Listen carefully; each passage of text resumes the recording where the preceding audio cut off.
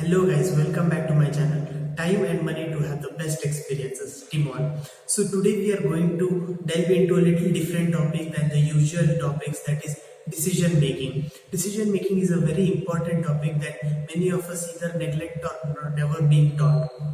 And in this video we are going to discuss about how it is keeping you poor and deprived from the goals that you want to achieve. And follow along till the end to see how you can take few actions to improve this ability and the skill of decision making and help improve your life with great experiences.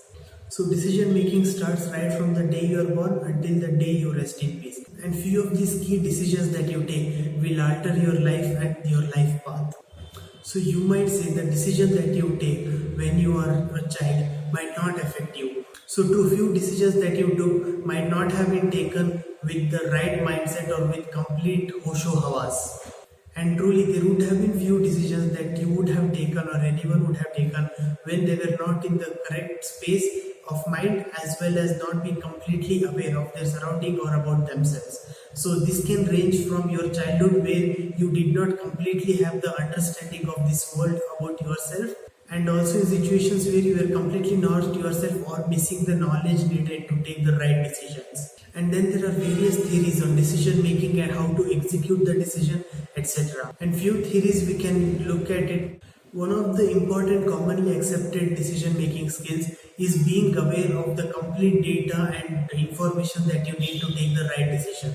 But the reality is most of the decision making, especially the critical ones, are done when you are not completely aware of the current scenarios as well as the future outcomes that you want. So one of the way decision making is taken is to maximize the output by minimizing the risk. A simple example can be the education that you took.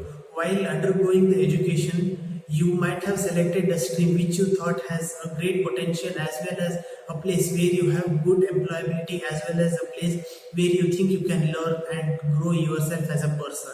And getting educated from top colleges or university was a decision that you took, even though there is no certainty or surety that you will get placed or start that business or achieve that dream of yours. It tries to maximize that possibility of achieving that goal of yours, and on the parallel hand reduce the risk of that decision. This is the most commonly accepted way of taking decision, and which most of us follow in our day-to-day life.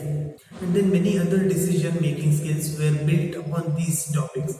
So you might ask a business professional or business consultant. So there are few theories which literally lays down how you can try to quantify this. So quantification is next way in which you can try to make decision making and make it better among the choices that you have. So the quantification method of taking decision making involves lots of steps, which could lead from asking the right questions and what is it that you want, and trying to quantify it with aspect to collecting data, and third is seeking and seeing all the options and trying to get the probability for these, and then what are the outcomes of these and what is the probability of that outcome, and then many other things among this. So one such example that you can think of is the mobile phone that you are trying to buy. Let's say you were thinking of buying an Apple phone, a OnePlus or a Xiaomi, Redmi, Oppo, Vivo, these phones. So while taking the decision, there were few key aspects that you went through. So we can just quickly go through how you might have taken the decision. One of the key aspects would have been the monetary aspect, that is what is the budget for your phone.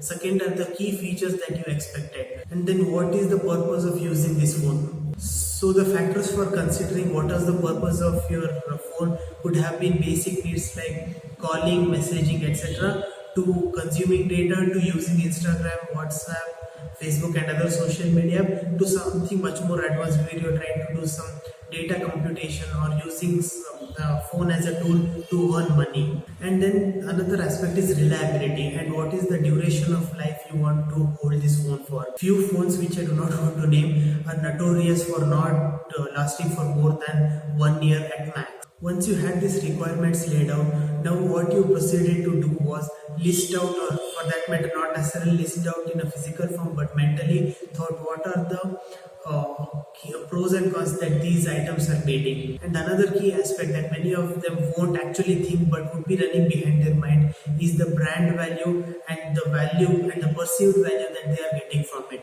For example, all over the world, iPhone in traditional manner is considered something a little more luxurious product. So the desirability factor of this iPhone is generally higher than other phones. And then there are many people who hate Apple products altogether, and then there are others who hate all non-Apple products altogether. We are not getting into that debate, but rather from an angle of decision making, what are the aspects that will impacting you. So in this place, when you wanted to quantify it, one was the value that you are getting. Let's say iPhone had a great processor. Because of that, you were able to make your achieve your goal and increase it. So let's say by quantifying, you came to know that iPhone was giving you a value of 20,000 rupees, and let's say Samsung was giving you a value of 15,000 rupees, and the Xiaomi, Vivo, Oppo, etc. was giving you a value of, let's say, 10,000 rupees. In this case, you saw that these three are the output value that you're getting. So by just looking at this, it feels like Apple is winning the race, but you have to compare and contrast. So over here you will have to see what is the price you are paying. So let's say for iPhone you are paying somewhere in the tune of 80,000 rupees to 1 lakh, and Samsung in the range of, let's say, a medium range phone from 25 to 50,000 rupees, and the Xiaomi, Vivo, wherein you can get a decent phone for the range of 10 to 15,000 rupees. So as you saw, Apple is giving you 1/4 or 1/5 of the value that you are paying, and Samsung is giving you 1/3 to half of the value, and the Xiaomi, Redmi are giving you the full value. But over here there are many aspects that gets impacted in decision making. So quantifying can be helpful for various places wherein you wanted to take the decision based on a much more unbiased way and a calculated way. And then the third, which is high risk, high reward, going on your gut feeling. Almost all of us would have had that situation or that instance where we would have taken the decision based on our gut feeling. So this gut feeling is a concept which is a very wide topic and is yet to be researched in a much more in-depth manner. So this gut decision was not exactly developed in one jiffy or in one snap, but this was developed over your course of time.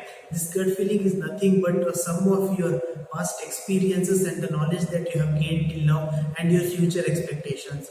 And another great place where you can post your thoughts and comments and the feelings and experiences that you are having is in the Telegram channel Team on EXP for Experience. And this type of decisions can range anywhere from a simple way wherein you wanted to have food in a decent place and had no idea or review of it, but ended up going there and having great food and experiences, all the way to extreme reward situations wherein the reward was extreme amount of wealth and happiness.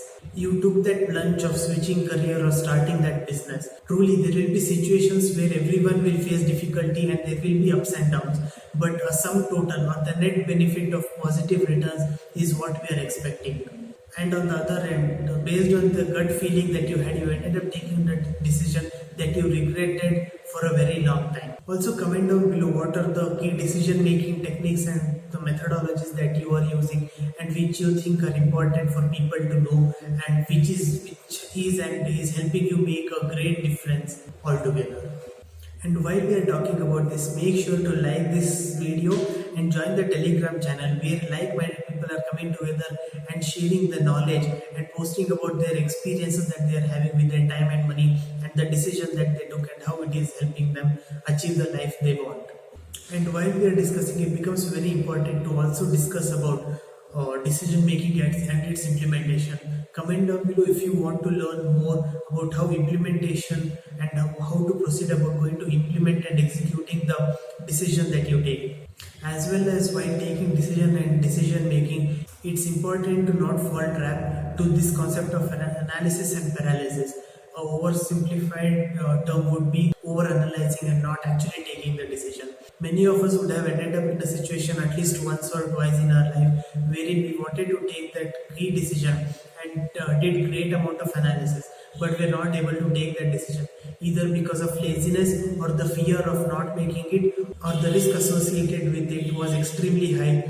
So in the third situation where the risk was extremely high, it's completely understandable to take a step back and see if there are any risk mitigation strategies. And that risk mitigation could range anywhere from taking insurance to dropping the plan altogether or taking more cautious steps towards it. And fourth key type of decision making is basing it on the risks associated with it. So I'll put a photo over here which discusses about this topic of risk quadrant and decision making basis. So this is divided into 4 quadrants, wherein each quadrant represents a different decision that you can take. Let's say you are in a place where risk is limited but the potential is great, then go take that decision. So this theory is self-explanatory, wherein depending on the situation that you are in and which quadrant it falls in, you can take decisions based on that. So few mitigation strategies which we already covered earlier, like taking insurance to it, as well as dropping the plan altogether, or taking a more cautious steps, or a favorable situation where you can jump right onto it and take great steps, and as well as show caution in taking that steps and implementing that ideas and strategies. And then the last concept that I would like to cover over here is plainly based on the outcome, expected outcome. So you might be thinking of taking that decision of, let's say, switching the career. So over here few people might take the decision solely based on the outcome. That is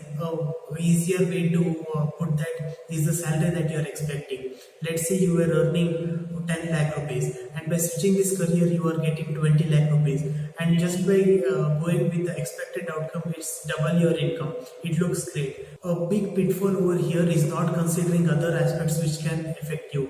Few aspects over here can range from the work-life balance and about growing your knowledge, growing your career, the exit options after this career, and then the stagnancy among others. You might have few points and items which are very near and dear to you. You would not like to compromise against it. So in these cases, you should also be aware how those items and points are being covered by taking that decision. Not just necessarily by switching career, but also by taking the decision that you want to take, by buying that house, by going to the destination, or changing the place that you are living, or going abroad. I think with these 5 types of decision making options, I have covered pretty comprehensively to cover the options and way you can take decisions.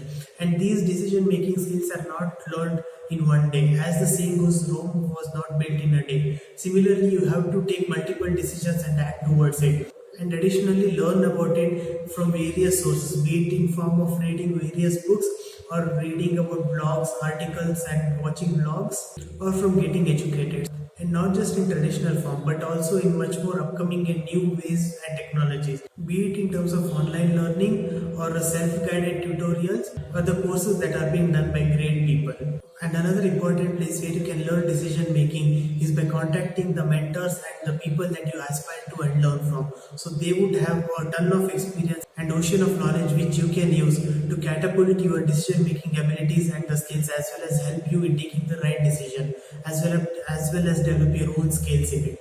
So with that in mind, please ensure to go check out the Telegram channel, as well as like, share, subscribe and comment down below. See you in next video. Bye.